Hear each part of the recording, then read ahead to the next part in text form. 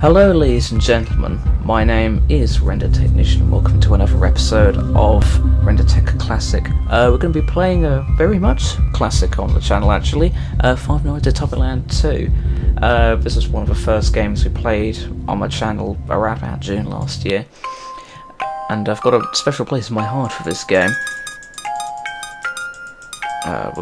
Let's get everyone to 10. Just because at the end of the day, I don't want them to be too hard. Just so I can talk in depth about some of the things I want to talk about this game.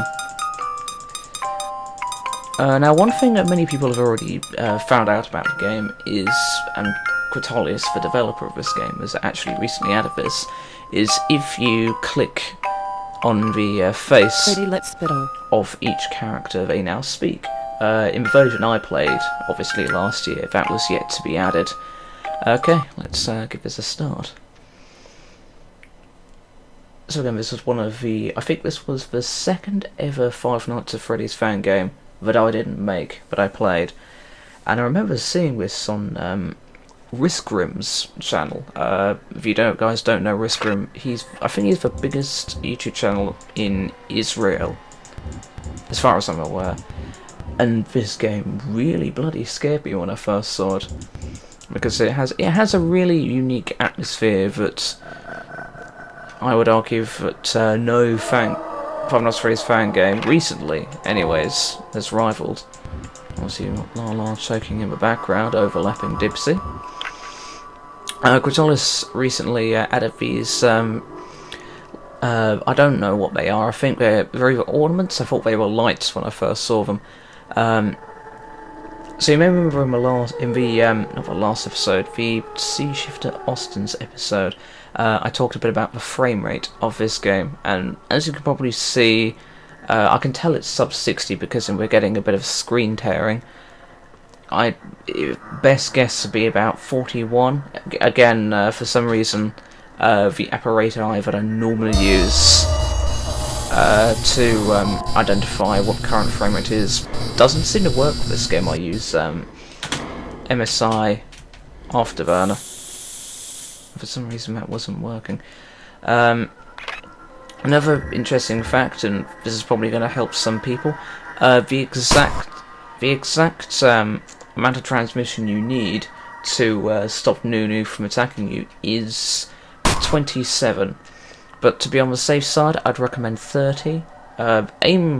Be like a console game. Aim for 30, but if you drop a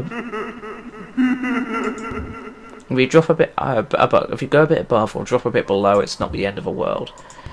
So obviously you've got Tinky Winky, who acts like Foxy really. If you're not looking at him, he'll move.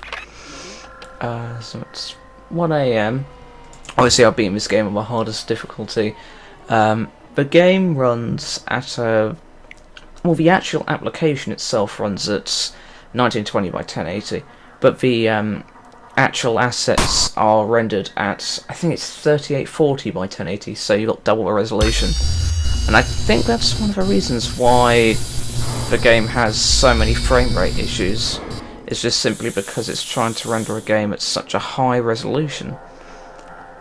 I mean, you've got to think about it. Technically, it's at 4K at one end of the spectrum, and then you've got normal 1080p at the other section. I mean, a lot of Five Nights at Freddy's fan games I know either run at 720p, which is technically high definition, or they run at 1024 768 stretched, which is again standard definition.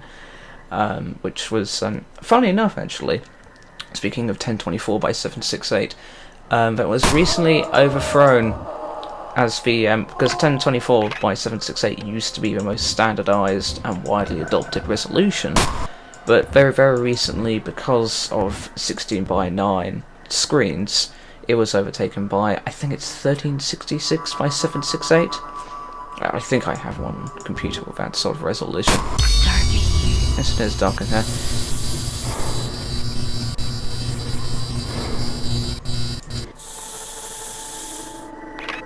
I mean, obviously a feasible, well, I wouldn't say feasible, but one way you could increase the frame rate of this game would be to re-render all the assets, but at half the original resolution. Obviously that's not realistic because nobody wants to have to go through the effort of you've got to resize every text, and then if you've got any appearing objects you've got to make them appear at the right place. So say for example the camera, it would create the camera object every time that button is pressed, but if the resolution is downscaled, it won't spawn at the right place, so it'll either spawn too low or too high up, or you won't get the full camera in shot. That's pretty much it for the moment. I'm trying to think of other things to talk about. Obviously I've talked about the resolution of this game, the frame rate. I don't know if I talked about the fact that this game, well, it wasn't directly this game, but this game was like an inspiration for like a waking nightmare, was the best way I could describe it, in which I was being chased by these creatures, which was pretty horrific actually. It lasted about half an hour. It was around about April last year actually, and that kind of spurred me to do a lot of things, and was actually one of the reasons I started YouTube, was because this game scared me to such a degree, because I hadn't really played many horror games and I was very sensitive to jump scares back then, to start a YouTube channel. I literally said to myself, hey, you know what, you know, I was 21 at the time, I'm probably not going to get another chance, let's give YouTube another go. Because I've been doing YouTube for 5 years now, ever since 2011-ish, maybe even longer than that. But this is the most successful channel I've ever run. Well, at the moment we're about 2,000 subs, which is pretty good. This game would be pretty good with the Oculus Rift. I'm probably going to finish this episode and think of all these incredible things I could have said about how well Nunu's animation is animated and all that various stuff, but then I'm going to be like, damn it, I just talked about pointless stuff like resolution, frame rates, and what is this, a presentation for EA? I mean, these, I suppose I could talk about how the static here isn't actually embedded into the renders, which is common sense, and that old Poe, that's just a placeholder. She isn't actually in the vent, she's just there when you're looking at the cameras, because obviously she's got nowhere else to go, and she can't be nowhere. So Cretolius just put her in the kitchen vent. That's her thesis anyways. And Poe actually said, what was it? Poe says, are you there? Are you still there? And dark in here. I think those are the only lines. You got to be very quick with Nunu as well. Cretolius actually had to nerf Nunu at one point in development, just simply because he was so strong and people were having problems with his AI. But I didn't encounter any problems with him until the third night, I believe. Right. Where did everybody go? I'm not too sure. I'll pose on a transparency layer as well. Unlike these, which are on solid backdrops and may basically move on a path node, the Poe, I think, is the only animation that isn't attached to the background. So basically what I mean is Poe is a separate render from the background, and when she vaults at you, she's just basically, the background layer is transparent, so it's just basically like having a giant green screen behind her, whereas these guys are baked into the background. So say when Nunu, for example, jump scares you, the background you'll see moves with Nunu. That's because the camera that is essentially pre-recording Nunu's jump scare, because these are pre-rendered graphics, is recording the office as well.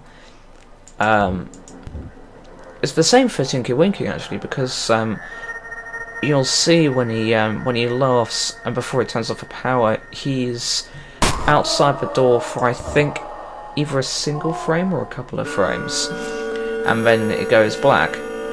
and when the animatronics are in the office and the lights flicker, it flickers between the lights going off, the animatronic being in the office, and nobody being in the office. I imagine that's just either to save resources, or to save on time, or to save on something else.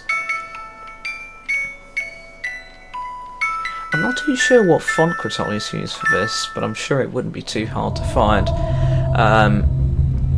Another problem I have with this game, which I think he may have fixed, is when I first played this game, the saving function unfortunately didn't work.